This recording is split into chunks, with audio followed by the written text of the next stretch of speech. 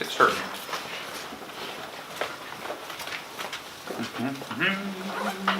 Okay, on Friday, we started the section 4.6, actually we started it Thursday, but we started section 4.6, which was called Isosceles triangles.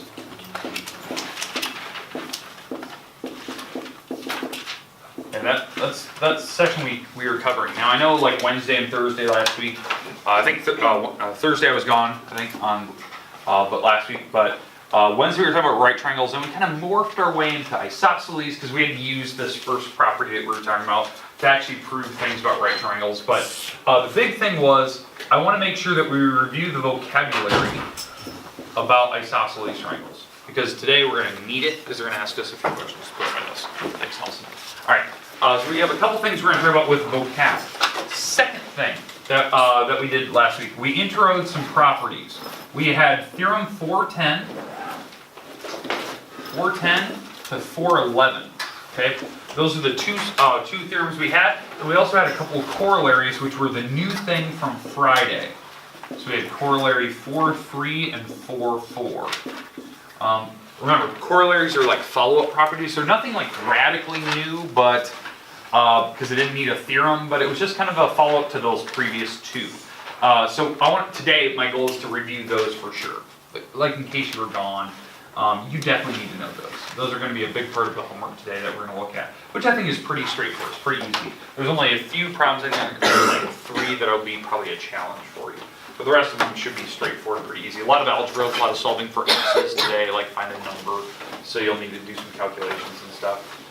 Quick reminder, I forgot to tell you last Friday, my little carrying case back there with the calculators in it, I'm missing 3 as of this moment, 3 calculators. They went missing, actually I was missing 6 on Friday, and I forgot to tell you guys that. 3 of them came back during the day. I'm still missing 3. And what I've told every single class, because I don't know who had borrowed them, because I'm assuming that you borrowed them from like science, and science is doing a lot of stuff. If I don't get them back by this Wednesday, you are not allowed to use calculators in this room anymore. Not even your personal ones. You have to do all calculations by hand and show me how it works until I get my 3 calculators back. Because I was missing 6, which was about $75 worth of calculators for my own money. So, until those 3 get back, we won't use calculators in here. And that starts Wednesday this week. So keep that in mind. That'll pressure somebody, whoever has them, to bring them back. So I'm going to remind all classes this week. Until Wednesday, you have until Wednesday. I need my 3 back. Okay? All right. Again, I don't know who did it, so I'm just warning every class in case you haven't. Okay? All right. But anyways, so the theorems, we have the corollaries. The big thing today, I want to do a few examples of how to use this in the homework. So we're going to do, I think I have 3 examples picked directly out of the book that you're going to actually see, like the picture. So we'll talk about those. And then the last thing we're going to do is we're going to do a couple proofs. Because we still need to keep on top of that, prove that certain triangles are congruent. So that's what we're going to be using. So this is kind of our, that's kind of our thing today. So the proofs will be proving that triangles are congruent. Okay, let's jump right in. Let's talk about it. So vocab terms. Isosceles triangles, we have the legs. Those are the 2 walls that are supposed to be matching. Typically, on like an isosceles triangle, they have to have a little marker there. But how you know that if you need to fill in those markers, the angles can tell you that. The angles are the base angles. So the base angles are those 2 angles right there. They're actually marked. They should be the same in an isosceles triangle, which is the case. Angle 2 and 3 are the same marking. So what you can do is across from them, straight across, you can mark the walls. And that was the first 2 theorems. That was these 2 theorems. That they're called isosceles triangle theorems. That if the walls match, the angles match, and if the angles match, the walls match. So you can vice versa. So they're flip-flops of each other. They're converses. So, but that's an isosceles triangle. The legs are the 2 walls that match. The base is the random 3rd wall. It can be any size, big or small. It doesn't matter. It's just different than the legs. Then the angles we call the 2 and 3. We call these the base angles. And angle 1 we call it the vertex. So that's what we talked about last week. Questions on any of the vocabulary terms? I think most people were here last week, and there was only a select few that were gone. Okay, let's jump into those theorems that we talked about. So again, you should have had these as of last week. We reviewed them. We did them Thursday and Friday. But here's Thursday's notes, which I reviewed. Two sides of a triangle are equal, that means the legs, so the legs are equal. Then the angles opposite of them are equal, so that the angles opposite of them are called the base angles. So that's what we talked about last week. This is the picture of it. So they give you a triangle, which is isosceles, two walls match. And what we did on this theorem was we proved angle 1 and 2 are the same. That's what we did. The reason why I bring this up is today, when you look at a picture today, like this in your book, boom, that's your picture, let's say. You know angle 1 and 2 are the same. That's what you can jump to the conclusion of. You know that right away because of that first theorem, theorem 410. So whatever these are, maybe they have numbers in here. You can set them equal, or variables, I should say. You can set them equal and actually solve for it. Okay? And the other thing is, like, if I gave you an angle here, let's say I gave you that this is 50 degrees. Okay, that's 50. Well, these two are supposed to be the same, and you can solve because they have to be the same x's. So triangles have to add up to be 180, so you can always do this type of math. That's the type of math you can do, and you can actually solve for the missing angles. So if I subtract the 50 across, you get 2x equals 130, then you can divide that over, and what do you get? You get 65 or something like that. Okay, questions with how you can actually use that. That would be probably something very eerily similar to what your homework will look like today. Like there'll be a couple of problems, that's what they ask for. Find angle 1 and 2. That's all they ask. Well, if that's the case, boom, that's how you do it. You know that they should be the same, this is isosceles. Hopefully they gave you one of the angles, and you can find the rest. And I would expect to see some actual things written down, like how you're doing it. Okay? All right, questions on that one? Perfect. Okay, this is the second theorem that we talked about on Thursday. This is where if they give you the base angles are equal, the two angles of the triangle are equal to the base angles, then the legs are equal, the sides opposite of them. So it was the flip-flop of the other one. So now they're giving me the angles now, 1 and 2, are equal. You can prove that these walls are the same, the top and bottom. So now why that would be useful, because if they did something like this, 4x minus 7, and this is a 3x plus 10, you can actually solve that. You can find out what x is, plug it in, and see that they work. Because knowing that the angles are the same, that forces these walls to be the same. And how they're going to try to mess with you today, they do something like this. This is what they give you as a picture. Because they want to see, do you know which two walls are equal? Because all three walls are marked. So some people won't know what to do. They'll look at it and go, okay, which ones do I mark? You have to look at the angles. These are the base angles. They're the ones that are the same. So this is the base. So that means that these two are the legs on an isosceles triangle. So you can set those two equal to each other. So to solve, you subtract the 3x, add the 7 across. So 4x minus the 3x. You'd add the 7 across to the 10. That's 17, and 1x is equal to 17, so x is 17. And what you can do, you can plug it back in and figure out what all the walls are. Okay, questions with how you can do that? Now the reason why they would do that to you is just to see which walls do you know are in fact equal. Because I could see somebody setting like these two equal to each other, or those two because they're on the top. They don't even want to think about it. Now obviously from the picture, it kind of looks like two walls are the same. Like it looks like the top and bottom walls are equal. This is kind of common sense. And I know that I'm going to have some goofball over today. They're going to look at that picture I just gave you, and they're going to literally add the three walls together and set it equal to 180. And I'm just going to go, that's not really thinking about it. Because only the angles have to 180, not the walls. I know somebody's going to try it. I'm going to make fun of them for it. Okay. Any questions about that? Good. Okay, so that was something we talked about last week. We just haven't really seen a lot of examples of like what the homework's going to throw at you. That'd be something very similar. Now, these were the two new ones from Friday. So if you were gone Friday, these are the ones you missed. These two new ones. So this one was called Corollary 4.3. It's a corollary, it's a follow-up. Kind of looks like the last few. But this one says if a triangle is equilateral, so not isosceles, but equilateral, so all three walls match, then the angles match. So the three walls match, then it forces all the angles to match. Because it's like isosceles. If two walls match, the angles match. Well, this one says if all three walls match, the angles all have to match. So it's kind of common sense, and it flip-flops. That's why they use the word if and only if, we talked about that's called a bullet biconditional, that it could go both ways. So if you start with the angles, you could prove the walls match. Well, actually, I think one of the examples I picked from your book is going to use this one, so you'll see it here in a minute. But again, walls match, or angles match, the walls match. You just have to figure out which ones. So it applies to equilateral as well. Now, this is the second corollary. The second corollary talked about if you have an equilateral triangle, the walls match, but no longer are just the angles equal, they're actually 60. They're 60 degrees each. Okay. So if the walls are equal, then the angles all are equal, but they're also 60. So it's super specific. So it's a follow-up to the previous one. Now, why do these all have to be 60s? Exactly. They have to add up to 180. So the only way that they could be equal and have three angles if they're all 60s, because they have to add up to 180. So that's kind of it forced it to be that way. I think on Friday I showed you the way to do that. Okay. I don't think that video is uploaded yet. I'll have to check. Check this morning. So. Okay, questions on the two new properties, I should say, the corollaries. All right, let's get to our new parts today. So I have new examples I want to cover. So here's the first one. Okay, I would like you, and I know this is going to seem really difficult, I want you to attempt to draw this in your notes. I know that's hard.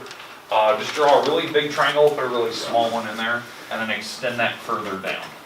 Okay, and then connect those. So I want you to attempt to draw this in your notes. I know it seems silly. Trust me, it'll be useful. This is a picture directly out of your book. This is one of your homework problems. I promise you it is one of them. So I want you to see it.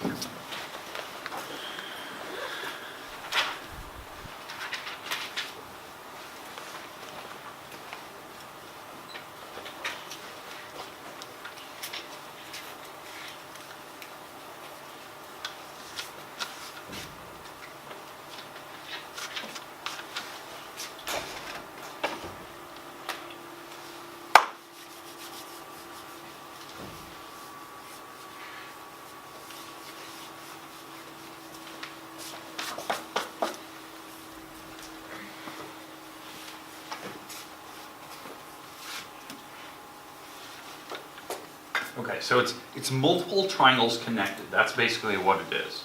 The main thing here is basically three triangles, and then there's just a line going all the way straight across. That's basically what it is. Okay. Now, in this situation, they have all the labels A, B, C, D, E, F, and H. And what the book is going to do is it's a simple question. It says, given the following information, name something that is congruent. So they're going to give you some information per problem, and they're going to ask you what is also equal on the picture. So what I mean by that, let's say this is like problem number 9 in your book, okay? This picture, okay? And for the first part of number 9, it says that wall AC is equal to AD. Let's say that that's what they give you on number 9. Now what they're asking for is what is something else that you know is true about the picture. So they gave me AC and AD are equal. Okay, so these two things. Okay, what else can you tell me about that? If walls are equal, what else has to be equal?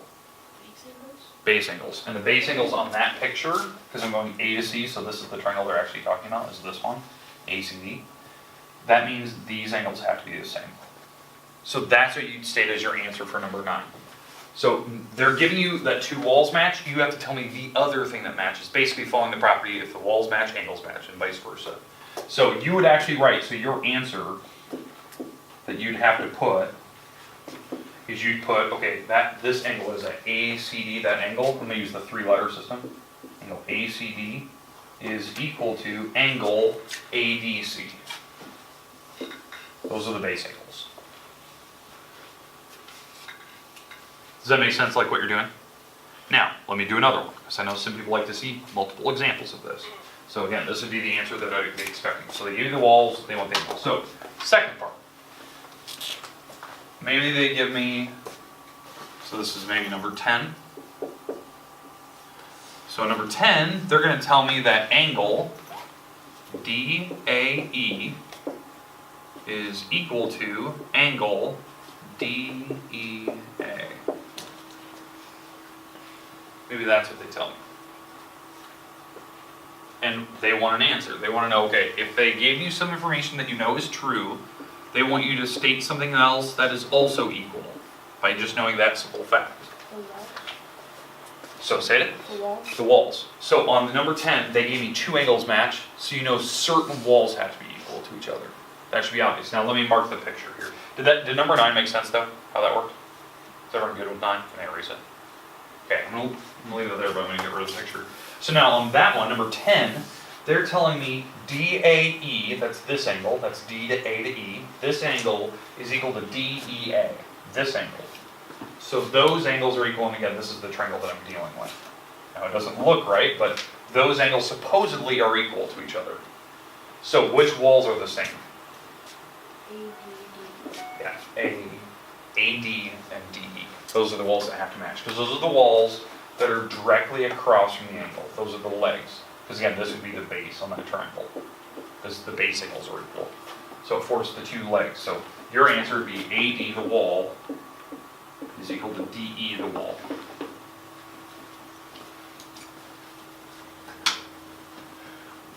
Okay, so if they give you angles, you have to mark walls. If they give you walls, you give me angles. That's what I want. So you have to be very comfortable with, the 3-letter system for angles, because they're not going to give you numbers. This is the actual picture they're going to ask you. I think they ask you a series of like 4 or 5 questions. One of those actually might be one of your homework problems. Okay, questions on that picture? Okay, we're good though? Makes sense? I'd like to at least show you a couple today. Make sure that you're not like overwhelmed when you first look at it, because I don't think it's like overly difficult, but if you've never seen it before, I could see why you're like, I don't know what it's even asking for. It's asking for, certain walls or certain angles.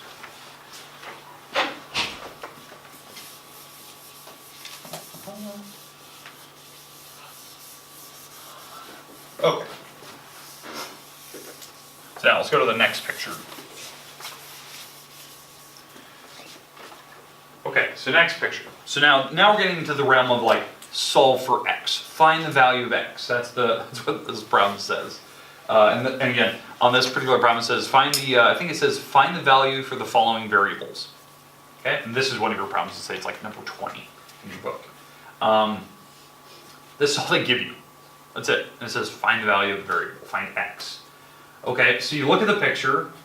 What can you tell me about the picture? Yeah, it's got to be equilateral, right? Because it's equiangular. All the angles are the same, so it has to be equilateral. So the walls have to match. So that means if all the walls have to match, because we know if it's equiangular, all these angles are 60s, right? We know that. That's one of our properties. It's one of our corollaries. But the walls have to match. I can just set the walls equal to each other. That's how easy it is. 2x plus 11 has to be the same as 6x minus 9. And you can solve for x, right? Move the x across, move the 11 across. So that's 2x minus the 6x. Move the 11 over, so I'm going to subtract the 11, so that gives me a negative 20. When I have this, that's a negative 4x, and then you can divide and get x is 5. That divided by negative 4 gives you positive 5. And then what I could do is I could take the 5 and plug it back in. All right, it would tell me what my answer is. Maybe the answer is 21 for all the walls. I don't think they asked me to plug it back in, but let's say they did, so you can take the 5, plug it back in, and you can find all the walls are 21s. Okay, questions on that one? I said I was going to bring up one that used that corollary. There it was. Okay. I need a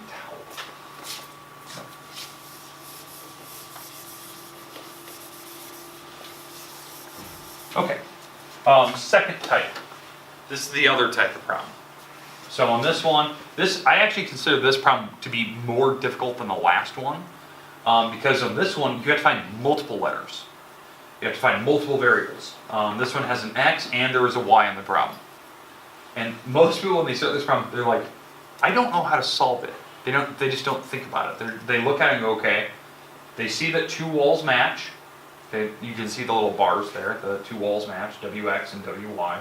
So that means 2 angles have to match. Okay, fair enough. So the base angles in this case would be this one right here, which is the 6y minus 2, and it would be this angle. Okay, they know that because it's isosceles, so 2 angles have to match. And that's about as far as people usually go. And a bunch of people, they look at that and go, Ward, how do I do this? Like, I don't understand. I know that they're equal, but how do you solve that? That problem has two different letters in it. I can't solve that. And you're right, you can't solve that problem because you're thinking about the problem wrong. Okay, I know the goal is to find x and y, but you shouldn't set them equal to each other, even though I know that they are when I look at the picture. Because, does anyone have an idea of how to attempt that problem? Please, Abby, what do you got? There's a 52 line, so those have to equal what 52. Yeah. Yeah, she's absolutely right. You need to use the 52 because she's explaining like the angles have to add up to be 180. So if I just forget about the 6y minus 2 and I forget about this stupid 4x plus 20, right? It's still a triangle, right? So whatever letter I pick, let's call I'll just use the letter I'll use the letter m. Okay, I'll just use m's here. The triangle has to add up to be 180. So m plus 52 has to equal 180. And because I know that these are supposed to be the same angle. I don't care about what they are, but they're supposed to add up to be 180. And they're supposed to be the same exact number. So, this is 2m's plus 52 equals 180. I would subtract this across, and I get 2m is equal to 128. I would divide by 2, and I get, m is 64. But what can I do with that? Because you're absolutely right. What can I do with the 64 now? If God, did I divide right? I thought I did. Never mind. What? How do I plug it in? Because I don't have m's in that time. I have x's and y's. So the 4x plus 20 equal to 64, and Yeah. then 6y minus 2. Yeah. Each of the m's are the angles in the corners. The 4x plus 20, that's supposed to be my m angle. So that's supposed to be the 64 sitting there. So, that 6y minus 2, that's supposed to be the 64 in the corner. Set them equal to 64s. You don't need to plug them in, you just set them equal to 64, because that's the angles in the corners. These are supposed to be 64 degrees each. If I did my math right, which I think I did. Make sense now? Like how you're supposed to attempt that? And again, you could get decimals. I have no idea. That could be a decimal if you're actually doing it. Okay, just trust it. I think I did my math right. Questions, comments about that problem? Again, that was directly out of the book, and I know some people look at that and go, I don't know how to solve it. But again, just think about it. You don't need to always just set two angles equal to each other. You could think about the problem logically, like Abby was trying to explain, some other people had their hands up, that you can use the 52 to help you figure out what each of the corners should be anyway. Because you know the corners are supposed to be the same angles. So that's why finding the 64 is kind of an important part. But I thought that was important enough to talk about because I know people will just sit there and stare at that problem for 20 minutes and still not know kind of what to do there. Alright, anyways, the last type of problem that I'm going to give you today, because those are the three main ones. The last type of problem I'm going to have is you're going to have some proofs like this. You're going to have a couple problems you're going to have to prove. Because I want to keep in that flow. I don't want to give up on proofs. I want to keep molding and keep working our way through it. So I'm going to give you very easy ones, four-line proofs, something like that, where you're trying to prove that certain things are equal, certain triangles are equal, something like that. So I picked out a select few that I think are easy enough that you don't need a ton of math to do it.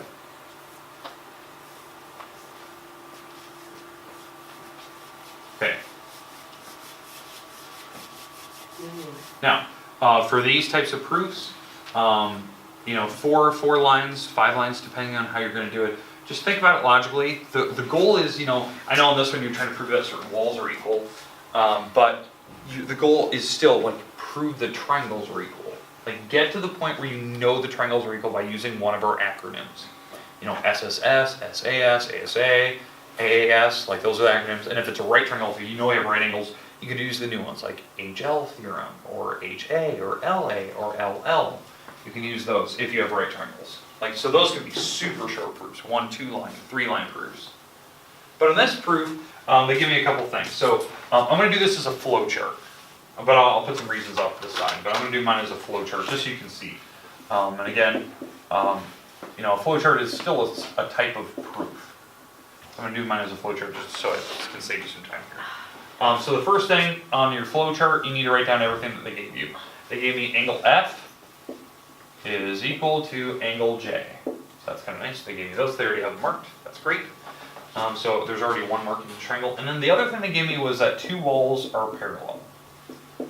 FH is parallel to GJ. Now, what does it mean to be parallel? What does it imply? They don't touch. They don't touch. I agree with that. That is one of the things that it implies, that parallel lines don't touch. What else? That's what the little pink arrows mean, right? They don't touch for sure. What else? I said it last week. Everybody got it. Angle G equals angle H. Yeah, exactly. Anytime you see parallel, certain angles have to be the same. That's what should go in your mind. Anytime you see parallel, certain angles are equal. And you're absolutely right. What I said, these two angles, in fact I'll double mark them, those angles are equal. How I know that? They're the angles that touch both parallel lines. Okay, they're inside, so they're interior angles of the two parallel lines, and they're touching the transversal that touches them both.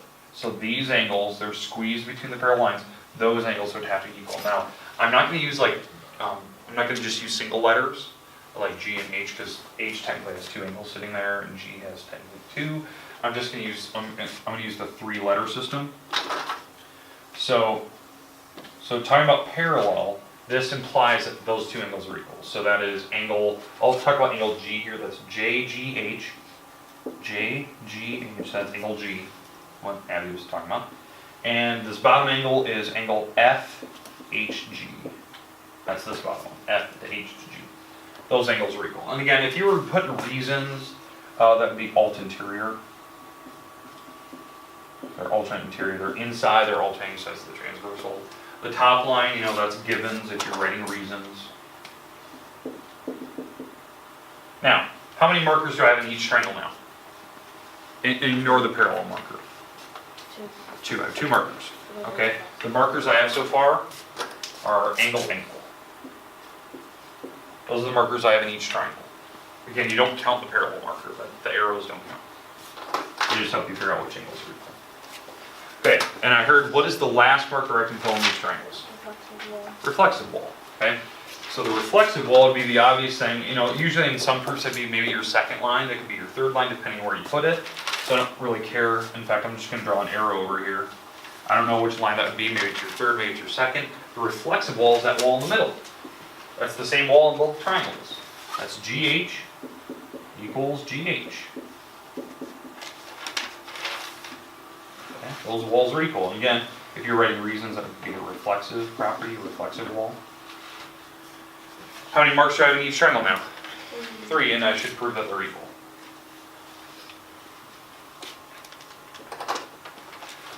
So I can now prove, because now I have 3 markers, and it does spell along the correct axioms, I can now get to the point where I can say that those triangles are equal. So what is that triangle? FGH is equal to the bottom one, JHG. Those angles would have to be equal. And again, the reason why they're equal, if you're writing reasons, it'd be by angle, side. Angle, side, that's the order counterclockwise. That'd be the order that they're written. Or SAA if you want clockwise. Now, did I prove what I was trying to? No, I have one more line. Because I need to write down the last thing. The obvious thing that I'm trying to prove here. I'm trying to prove, so dot, dot, dot. The thing I'm actually trying to prove here is that 2 walls match. FH wall actually equals JG's wall. Those walls have to match. This wall has to be equal to that wall, which is true. Because if you're writing reasons, CT, CTC. Corresponding parts of congruent triangles have to be congruent to each other. Again, if I was doing the proof, 4 lines maybe, 5 lines, depending on how you did it. Now if you want to do a flow chart and write reasons, maybe that's your style, do a flow chart. I don't really mind. Again, I don't know which line within your 2 or 3, maybe mix them, I don't know. But again, the reason why I can go to this bottom line is because I know the triangles are equal, so everything about them is the same, including the walls, including that mystery third angle I haven't talked about, Talking about the two walls that were parallel, those walls are actually equal to each other as well. So there's lots of things I can prove here. By just knowing the triangles match. Alright, but here's your homework. I'm gonna make you do Thursday this week. I think it gives you plenty of time to kind of work on it. You get the rest of the time today, but I will give you plenty of time tomorrow to work on it in class. You can ask questions, because I'd rather have you here working on it with me, so you can ask me questions. Okay, it's over 2 different pages, so 278 and page 289. These are the 2 pages I've kind of picked over. We kind of did a kind of a random scatter of problems, so kind of bear with me. It's 2, 4, 17, and 19. These are some of the proofs you're going to be doing. Some easy proofs, 3, 4 lines, something like that. And then some of them you use that CPCTC part, so just be careful of that. And then the next page is 3 through 6, 9 through 14, and let's see, that was 15 through 22, so I could actually just write 9 through 22. So there's your other part. Now this page, 289, is all about isosceles triangles. So 289 is talking about, if they give you 2 walls match, find the angles that match. Or maybe they give you, the markings on the picture and you need to find X. So that's a lot of page 289. There's a lot of calculations and stuff. Now remember, this week, Wednesday this week, I'm looking to hopefully get all my calculators back. I need them. So make sure of that. We're kind of rapidly approaching the end of chapter 4 here. The next couple sections, we're going to get back into some formula stuff. So keep that in mind. We're going to start dealing with some trig functions, some Pythagorean theorem. So we will definitely need calculators. That's why I'm kind of weird about I need those 3 back, because we're going to start using calculators and we're going to need them. So I want mine back. Okay, the rest of the time is yours. Take your time.